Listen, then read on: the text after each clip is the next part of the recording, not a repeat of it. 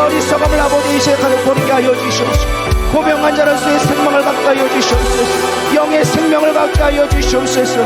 새로운 아버지 육체 새로운 생각으로 덧입게 하여 주시옵소서. 육의 생각은 죽여버리고 영의 생각으로 앞에 나아갈 수 있는 신령한 것들을 바라볼 수 있는 하늘의 높은 것들을 바라볼 수 있는 믿음의 삶으로 도전하게 하여 주시옵소서. 우아바라이안늘스러베 카바바여바카 위베바바디스 우아바디스카 우아바디스카 우아바디스카 우아바디스카 바디스카 바이러티스카 바이로리카 우아데리안늘스카 데스크라바이로리칸늘스 우아바바바바바바바바바디스 빌르르르르르바카라바바바발라야라바카바바바바바바바바 비비벨레컨늘스러베 카라바라늘스러베 카라베칸늘스러베 카바 우아바디스러베 카라이안늘스러베 카라베칸늘스러베 카바디스. 하나님, 우리의 정체성을 회복하게 하여 주시옵소서. 나는 미련하다, 나는 아버지 가난하다, 나는 지식이 부족하다, 나는 건강이 없다, 우리의 약점을 보는 것이 아니라 우리의 존재를 보게 하여 주시옵소서. 주님, 우리를 불러주셨고 태초부터 약정해 주셨고 하나님 우리를 부르신 그 목적이 분명히 존귀한 이름에도 불구하고 우리는 보여지는 환경에 좌절하며 나는 연약한 자라고 끊임없이 내 삶만 한탄하고 있는 모습들을 보게 되어집니다. 내 마음에 잡고 있는 어둠의 아버지 그 역사의 권세들을 끊어버리게 하여 주시옵소서. 내 마음속에 있는 마음을 지킴으로 말미암아 하나님의 고귀한 것들을 바라보며 나갈 수 있는 내 정체성이 회복되게 하여 주시옵소서. 존귀한 자는 존귀한 일을 계획하고 그 일에 서 있다고 말씀하신 그 일이 내게 응하게 하여 주시옵소서. 내 상황과 환경을 탓하지 아니하고 하나님 그 길이 고난의 길이다 할지라도 반드시 그 길을 향해 아버지 나아가게 하실 주님을 신뢰하며 나가게 하여 주시옵소서. 더 이상 되돌아보지 않겠습니다. 더 이상 주저앉지 않겠습니다. 넘어진다 하여도 아버지 너무 주저앉지 있지 않겠습니다. 다시금 일어서기를 원하오니 하나님 우리 가운데 힘을 더하여 주시옵소서. 이제 누리다교회가 다시금 영적인 파워가 필요합니다. 영적인 부흥이 다시금 일게 하여 주시옵시고 우리 아버지의 이 어두운 미련한 생각들은 버려버리고 하나님의 놀라운 고귀한 일을 꿈꾸며 나가게 하여 주시옵소서. 하나님을 향한 비전과 계획을 반드시 보며 그것들이 이루어지기를 계획하며 나갈 수 있는 믿음의 사람들 되게 하여 주시옵소서. 하나님의 구원의 약속을 주셨지만 메시아에 대한 약속을 주었지만 이스라엘 백성들은 오히려 게을러지며 하나님의 뜻 가운데 서지 못했습니다. 하나님의 길을 준비하지 못했습니다. 그로 당할 고난을 수없이 많이 겪어왔습니다. 우리가 그 일을 번복하지 않게 하여 주시옵소서. 분명히 우리에게 약속을 주셨고 그 일이 이루어진다고 약속해 주셨는데 우리가 그것을 믿지 못하며 준비하지 못하고 존귀한 자로서 서 있지 못한다면 우리가 그 심판을 어찌 감당하겠습니까? 이제 서게 하여 주시옵소서. 서게 하여 주시옵소서. 주님을 붙들며 다 나가게 하여 주시옵소서. 존귀한 자리에 거하게 하여 주시옵소서. 하나님을 신뢰합니다. 반드시 우리의 결말을 책임지시는 주님을 의지합니다. 주님을 바라보고 나가게 하여 주시옵시고 나의 가야 할 길을 분명하게 볼 수 있는 지혜를 열어 주시옵소서. 오늘도 그 한 걸음이 되게 하여 주시옵시고 이제 서로를 영혼들을 살려가며 교회 가운데 살려가는 우리의 참된 영적 본질들이 회복되어 줄 수 있도록 인도하여 주시옵소서. 이 다니엘 기도 주님께서 영광 받으실 걸 믿사오며 감사함이 예수님의 이름으로 기도드렸사옵나이다. 아멘. 주기도문 하시고 우리 더 기도하며 나가도록 하겠습니다. 하늘에 계신 우리 아버지여, 이름이 거룩 여김을 받으시오며 나라의 임하옵시며 뜻이 하늘에 쓰러진 것 같이 땅에서도 이루어지이다. 오늘날 우리에게 일용할 양식을 주옵시고 우리가 우리에게 죄진 자를 사하여 준 것 같이 우리의 죄를 사하여 주옵시고 우리를 시험에 들지 하지 마옵시며 다만 악에서 구하옵소서.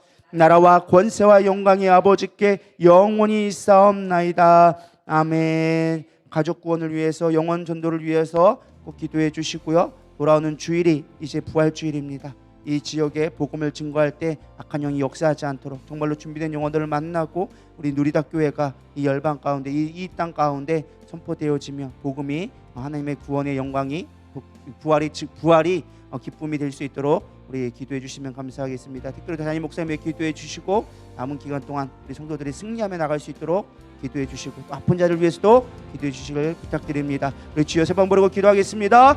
주여, 주여, 주여. 하나님의 은혜스러워 그라발라 연내스러워 근내스러 이들이 은혜스러워 그라와 근내스러워 그라와 은혜스러워 그라와 근내스러워 그라와 근내스러워 이베디스러워 그라와라 근내스러워 그라발라 근내스러워 그라발라 이바발라 연내스러워 그라 연내스러워 이바발라 연내스러워 그라발라바라바라 연내스러워 그라발라바라바라바라바라 이베디리 은혜스러워 그라와 연내스러워 그라와 연내스러워 그라바바바바바바 아바디라웨 카라 연내스러웨 카라바 연내스러웨 카 비비비비 바바바바바바바발라 연내스러웨 비바발라 연내스러웨 카라 연내스러웨 카라바바바 비바발로 연내스러웨 카라바라바라바라바라바라바라바라바 비바발라바라바라바라바라바라바라바라바 이르르르르르르르르르르르르르 비바발라